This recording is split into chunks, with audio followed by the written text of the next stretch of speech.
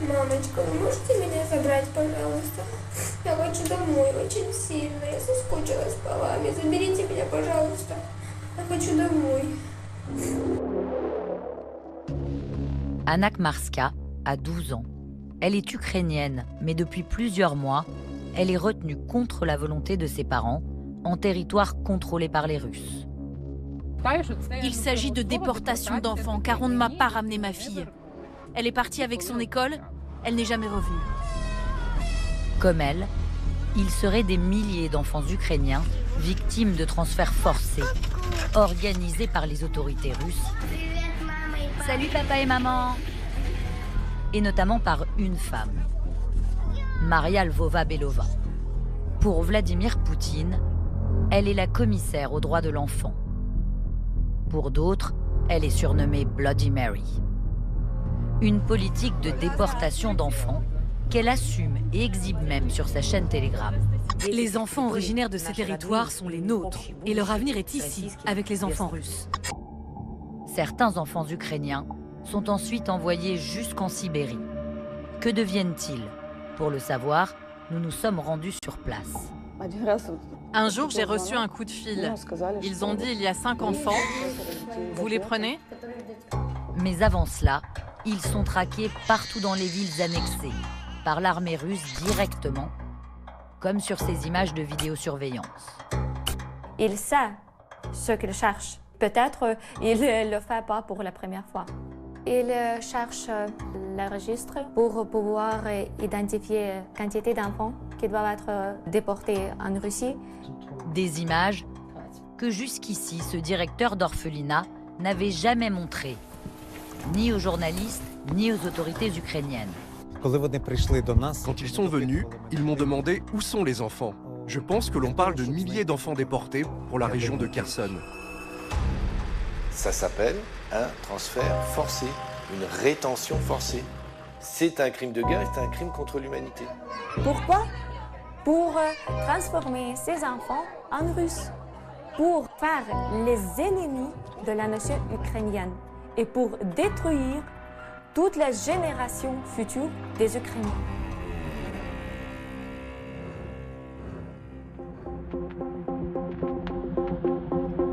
À Kherson, au sud de l'Ukraine, malgré la libération de la ville en novembre dernier,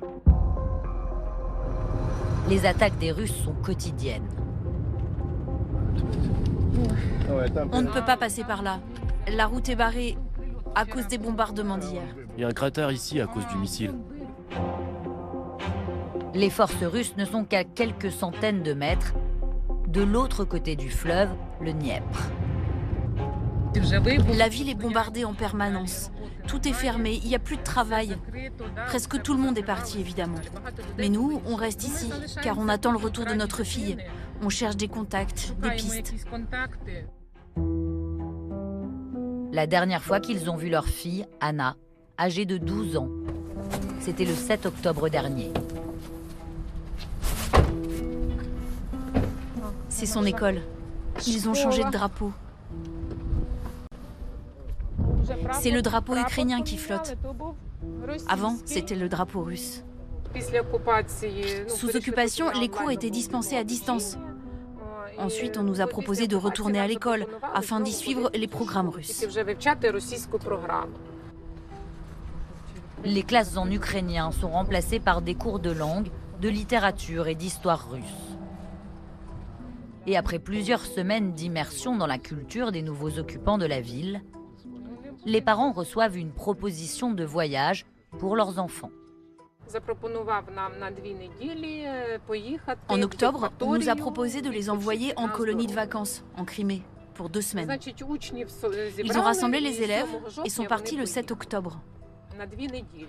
15 jours plus tard, on a été contacté par l'accompagnateur, qui nous a informé que le séjour était prolongé de 2 semaines. Et à nouveau, 15 jours plus tard, on a appris que le séjour était encore prolongé d'1 semaine supplémentaire. Et puis, plus aucune nouvelle. Malgré de nombreuses tentatives par téléphone, par courrier et même auprès des autorités, impossible pour eux de récupérer leur fille. Des parents d'autant plus démunis que sous la pression des organisateurs, ils ont donné les papiers d'identité originaux d'Anna. Ils nous ont dit que pour passer la frontière, ils avaient besoin du certificat de naissance et que les copies n'étaient pas autorisées. Maintenant, on se dit qu'on n'aurait jamais dû accepter, qu'on aurait dû la faire descendre de cet autobus. Mais c'est trop tard. Leur fille et une centaine d'enfants de son école se trouvent dans un centre comme celui-ci. Les enfants sont là depuis 2 jours et ils profitent de l'accueil russe, d'une série d'animations pédagogiques et sportives. Et dans ce reportage d'un média russe, le message est clair. Il est même annoncé par une blogueuse célèbre mobilisée pour l'occasion. Ces enfants doivent comprendre que nous les avons récupérés, que nous ne les laisserons plus jamais partir, que nous ne laisserons plus jamais personne leur faire du mal, et qu'en vivant avec nous, ils seront les enfants les plus heureux du monde. Devant les caméras de la propagande russe, les témoignages des mineurs ukrainiens sont unanimes. Les gens ici sont très gentils, très accueillants, et nous on est contents. Une réalité qui est tout autre, selon les messages qu'Anna arrive parfois à envoyer à ses parents. Мамочка, вы можете меня забрать, пожалуйста? Я хочу домой очень сильно. Я соскучилась по вами. Заберите меня, пожалуйста. Я хочу домой. Ma fille pleure souvent. J'essaye de la rassurer, mais actuellement, il n'y a aucune possibilité pour nous d'aller la chercher et de la ramener à la maison. Moi, je suis catégorique. Je n'accepte pas cette situation. Elle ne peut pas durer éternellement. Qu'est-ce qu'ils vont faire de nos enfants? Leur fille n'est qu'à un peu plus de 250 km. Mais depuis que Kherson est à nouveau sous contrôle ukrainien, impossible pour eux d'emprunter cette route. Et dans la ville, désormais fantôme ou presque, leur cas est loin d'être isolé. Avant le départ des Russes, des tracts comme celui-ci étaient affichés dans d'autres écoles, mais aussi sur les portes des commerces. Les parents souhaitant envoyer leurs enfants en colonie de vacances, rapprochez-vous des administrations des écoles de votre lieu de résidence. Autre cible de choix, les orphelinats, comme celui de Volodymyr Saedak.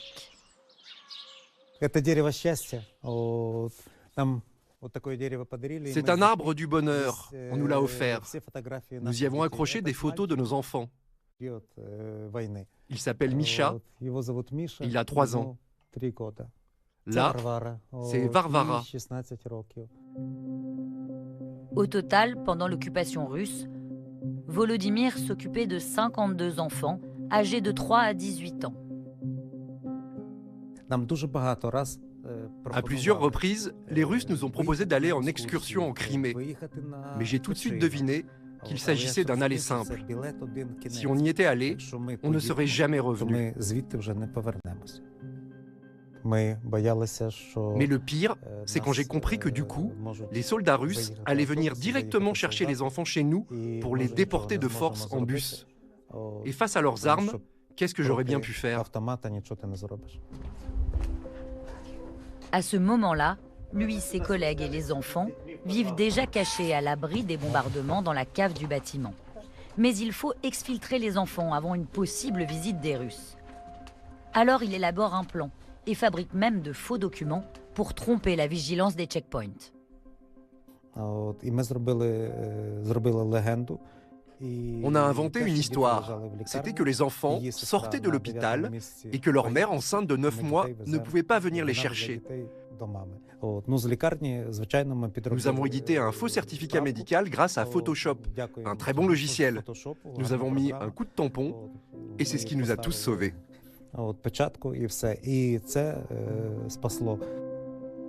Un stratagème digne d'un film et pas sans risque.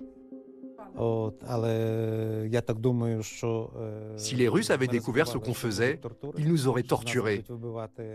Et si l'un d'entre nous avait été torturé, il aurait pu craquer et dire où se trouvaient les enfants.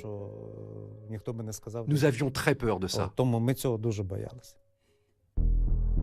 Mais lui et son équipe ont réussi à sauver, au péril de leur vie, ses enfants. Car Volodymyr avait vu juste, quelques semaines après leur exfiltration. Ça s'est passé au mois de juin. Une voiture avec des soldats russes est arrivée. Je suis sortie les accueillir. J'ai ouvert le portail. Je leur ai demandé « Où allez-vous? Qui cherchez-vous? On veut voir le directeur. » Ils m'ont demandé où se trouvaient les enfants. Ils ont pris les dossiers personnels des enfants, ils ont détruit les vidéos. Celle-ci, c'est la seule vidéo qu'il nous reste. Ils ont embarqué les disques durs, bref, tous les ordinateurs. Tout embarqué, sauf les dernières images de vidéosurveillance. Des images de chasse aux enfants que Volodymyr partage pour la première fois.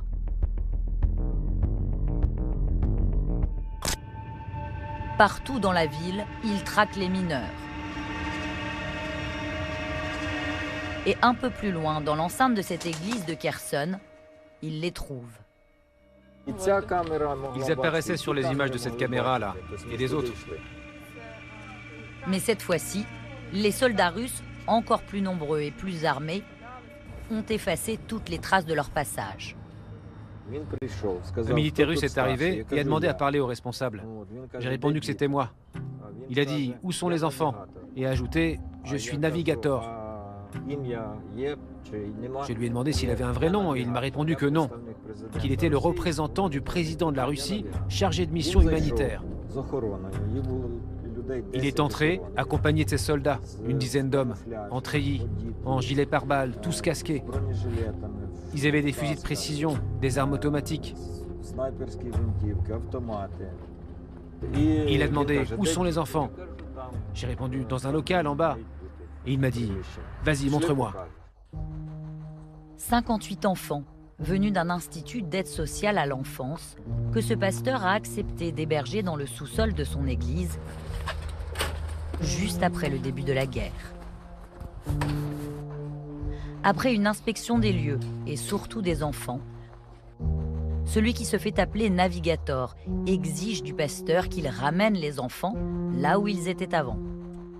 Le pasteur refuse d'abord, mais son interlocuteur se fait plus menaçant. Le navigateur m'a dit « Je te préviens, je vais revenir dans quelques jours et toi et moi, on va avoir une discussion. » Je ne sais pas ce qu'il avait en tête, mais cela ne présageait rien de bon.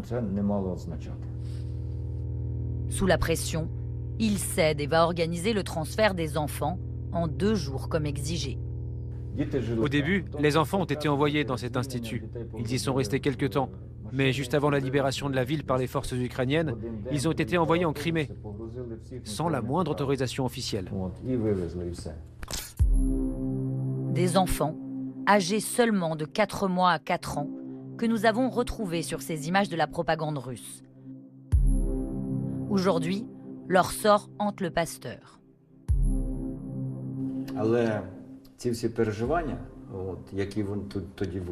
Tout ce que j'ai vécu à l'époque remonte à la surface. J'ai l'impression de revivre ce moment sans cesse. Et moi, je voudrais tout oublier pour que cette histoire ne me perturbe plus. Au lieu de penser à ma famille et à mes propres enfants, je pense beaucoup à ces enfants.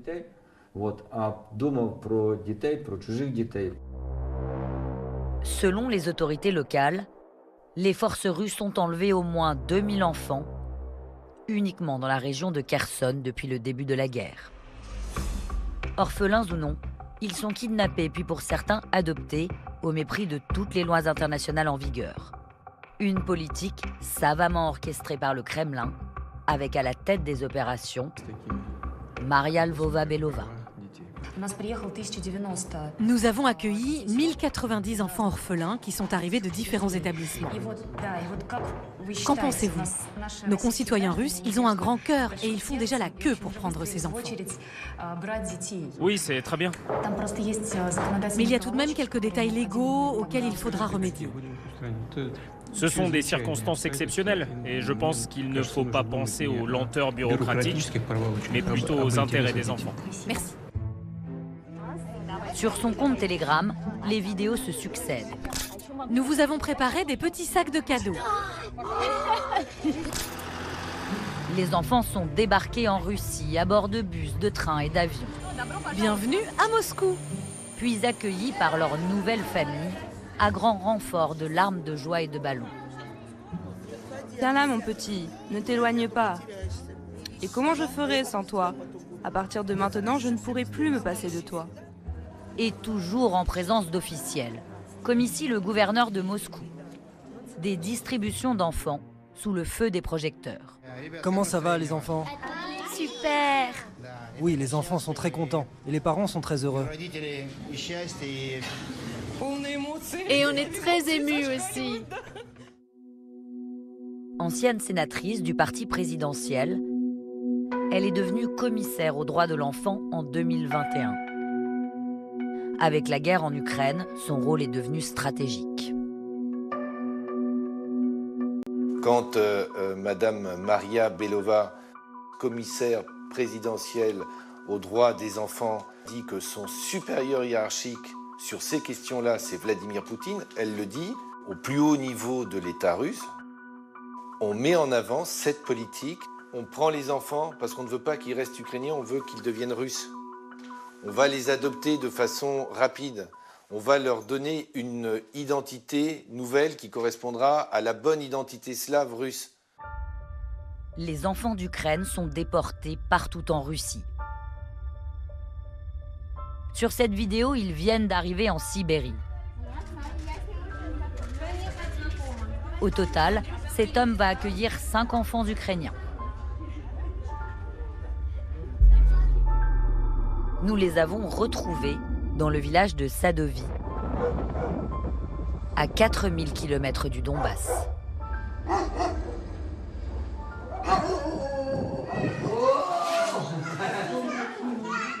Ça va, vous n'avez pas trop froid? Roman Vinogradov est pasteur. Avec son épouse, ils avaient déjà 11 enfants à charge, mais ils voulaient en adopter d'autres. Nous pensions que l'on nous donnerait 1 ou 2 enfants, car notre famille est nombreuse. On n'imaginait pas que c'était possible de nous en donner 5. Mais un jour, j'ai reçu un coup de fil. Ils ont dit il y a 5 enfants, vous les prenez? J'ai téléphoné à mon mari, il m'a dit on ne peut plus reculer, nous allons les prendre. Avant d'arriver en Russie, cette fratrie âgée de 4 à 12 ans vivait séparée dans plusieurs établissements d'aide sociale dans les zones occupées du Donbass. D'après les parents, ils vivent aujourd'hui épanouis. Pourtant, quelques minutes après le début de notre interview avec Alla, elle explose en sanglots. Comment était la vie dans ton établissement?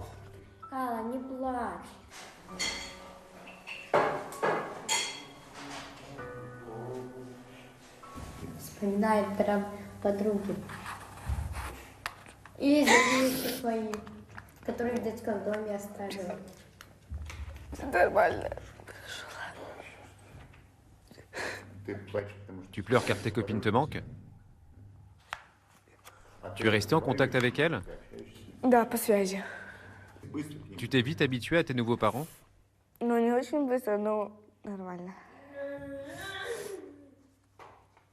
Des nouveaux parents, mais ces enfants ne sont pas orphelins. До детского дома в Равеньках. Дома я жила. Tu vivais avec ta maman? Да. И с Олесей, не знаю, мне много чего запомнилось. Момент, когда, помню, Олеся ногти себе красила маминым лаком. Маминым. Leur mère a perdu la tutelle de ses enfants pour des problèmes d'alcoolisme il y a 6 ans. Selon Ekaterina et Roman, elle ne les récupérera jamais. Si elle vient revendiquer ses droits de mère, elle n'aura rien. Si elle vient nous faire une réclamation, elle repartira toute seule, les mains vides. Si la mère souhaite se repentir de ses erreurs, venir demander pardon à son enfant, ça, elle pourra le faire, mais c'est tout. Lorsque l'on évoque avec eux la notion de transfert forcé, d'enfants volés à l'Ukraine, la réponse est pour eux sans appel. Il ne faut pas en parler en ces termes-là, enfants volés ou pas volés. Ce n'est pas important qu'ils soient avec leurs propres parents ou d'autres parents. L'essentiel pour moi, c'est qu'ils soient heureux. Aujourd'hui, le couple a la garde permanente des enfants. Vinogradov, Roman Alexandrovitch, est désigné comme tuteur légal. Une première étape avant l'adoption, un processus facilité en mai dernier par un décret de Vladimir Poutine, qui permet d'octroyer beaucoup plus rapidement la nationalité russe aux enfants ukrainiens. Pour qu'ils soient adoptés de façon légale et légitime, il faut qu'ils soient russes. Donc, en accélérant le processus d'adoption de la citoyenneté russe, on accélère le processus d'adoption par des familles russes. Avec des instructions données par Vladimir Poutine pour les juridictions russes de faire quelque chose d'absolument incroyable, reconstituer des états civils. Donc, un enfant ukrainien adopté par une famille russe va avoir un prénom, un nom russe, va avoir une date de naissance complètement bidon et un lieu de naissance en Russie. Comment va-t-il faire pour retrouver sa famille ukrainienne, sa famille biologique ukrainienne dans 10 ans, 15 ans ou 20 ans? Il va faire comment? Ces adoptions abusives sont devenues la pire angoisse de ces familles ukrainiennes dont les enfants sont retenus en camp de vacances. Certaines se sont donc lancées dans un périple, aller chercher leurs enfants elles-mêmes en terre ennemie avant que les Russes ne puissent les adopter. Pour cela, elles ont dû contourner la ligne de front et passer par la Pologne et la Biélorussie avant d'atteindre la région de Krasnodar. Là-bas, face au groupe et à leur détermination, les Russes acceptent de leur rendre. Natalia Borisenko et 14 autres parents retrouvent leurs enfants après 3 mois et demi de séparation.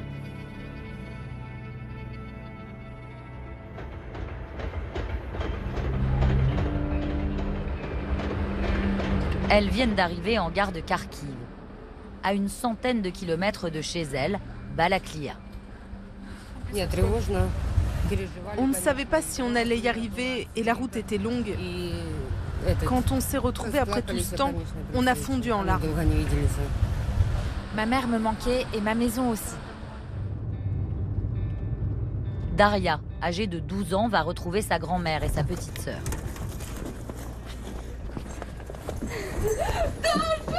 On t'a manqué.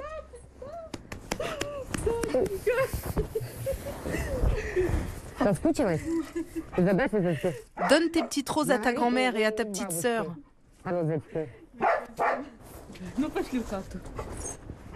Allez, on rentre à la maison. Étonnamment, c'est les bras chargés de cadeaux offerts par les Russes qu'elle revient à la maison. Ce petit haut est pour toi. Cette robe est pour maman. Et celle-ci, je l'ai mise plusieurs fois pour aller danser. On n'a jamais eu autant de vêtements neufs.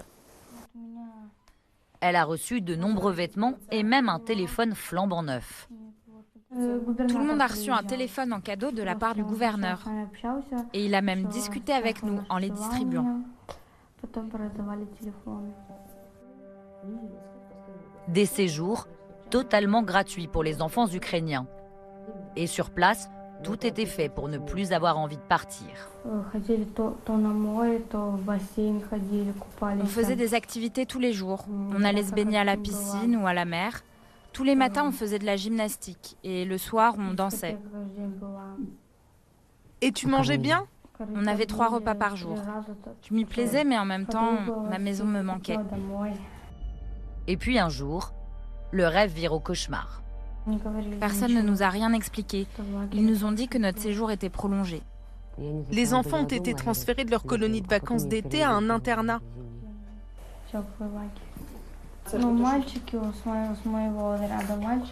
Les garçons, ça allait, mais nous, les filles, on n'arrêtait pas de pleurer. On voulait toutes rentrer à la maison. Tu as pleuré? Oui. Si cette famille a pris le risque d'envoyer Daria en Russie, c'est parce qu'elle pensait bien faire. Certains parents nous ont dit « À votre place, on n'aurait jamais fait ça. On aurait gardé nos enfants à la maison. On ne les aurait jamais envoyés dans le pays agresseur. » Mais il y avait un énorme point positif. C'est que là-bas, il n'y avait pas de frappe, pas de tir. On s'est dit que ça lui ferait du bien, qu'elle pourrait se détendre. En proposant aux Ukrainiens ces colonies de vacances, en disant bah tiens, on va les appâter plutôt que de venir les chercher avec des armes et les arracher, c'est moins visible, c'est moins brutal, c'est moins violent. On va leur dire qu'on va prendre leurs enfants pendant un mois pour les amuser, les protéger, puisque c'est ce qu'on dit, mais en fait on leur rendra jamais. On ne peut voir ces séjours et ces transferts d'enfants que dans le cadre d'une politique militaire, d'une stratégie militaire, d'une stratégie tout court d'ailleurs. C'est le programme qui est dédié de transformer le plus vite que possible ces enfants en Russes, où on va de les encourager à aimer la Fédération de la Russie. Début février, seulement 128 enfants ont pu rentrer de Russie ou des territoires contrôlés par les Russes. Parmi eux, Anna Kmarska. Juste avant la diffusion de notre documentaire, la jeune fille de 12 ans, originaire de Kherson, a finalement pu retrouver ses parents après plus de 4 mois de séparation. Elle a traversé toute la colonie en courant. Elle s'est accrochée à mon cou comme une boule au sapin de Noël. Elle a dit « Mon papounet, tu m'as tellement manqué. Même si je suis un homme, j'avais les larmes aux yeux. » C'est grâce au soutien d'une ONG et au terme, là aussi, d'un long périple, qu'Anna a pu rentrer. Dans quelques heures, elle pourra embrasser sa mère. Je vous attends. Je voudrais vous retrouver au plus vite. Nous aussi. Maman, comment vas-tu? Je vais bien, mais quand tu seras là, ça ira beaucoup mieux. En même temps qu'Anna, 15 autres enfants ont pu retrouver leur famille. Mais ils ont laissé derrière eux des dizaines de camarades. Sur place, personne ne répondait à nos questions. Personne ne nous disait rien. Il y a encore 120 enfants là-bas. Je voudrais qu'on les récupère. Selon la plateforme Children of War, qui recense ces disparitions d'enfants, plus de 16 200 cas ont déjà été signalés par des proches après 11 mois de guerre. Un chiffre auquel viennent s'ajouter plusieurs centaines de nouveaux cas chaque semaine. Ce mystérieux navigateur poursuit-il sa traque aux enfants ukrainiens? Combien sont-ils à participer à ces transferts forcés? Une certitude, Maria Lvova-Belova, malgré les sanctions occidentales dont elle fait l'objet, continue d'alimenter les réseaux sociaux chaque jour et à distribuer des enfants en toute impunité. 2 mois après leur arrivée, les enfants ont déjà tellement changé. C'est fantastique. Des déportations dont le monde entier est témoin. Mais à ce jour, même si plusieurs requêtes ont été déposées auprès de la Cour pénale internationale, aucune enquête n'est ouverte.